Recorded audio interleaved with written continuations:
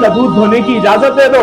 उम्मे माबद कहने लगी कि मुझे तो कोई एतराज नहीं है, लेकिन ये तो बकरी इतनी लागर, इतनी कमजोर है कि कहीं जेवर के साथ चलकर जाने के भी काबिल नहीं है, और आप कह रहे हैं इसका दूध धोने दो। मेरी तरफ से एतराज नहीं है। मेरे महबूब ने कहा कि आपका इजाजत देना आपका काम है, और इससे दूध के चश्मे जारी करना ये मेरे परवरदिगार का काम है। उधर इजाजत दी, उधर मेरे महबूब के मुबारक हाथ। मैं कहता हूं सब में बाबत को पता ही नहीं था कि ये हाथ तो वो है कि अगर चांद की तरफ उठ जाए तो चांद भी दो टोटे हो जाता है। ये तो चांद की तरफ उठ जाए तो चांद के भी दो टुकड़े हो जाते हैं।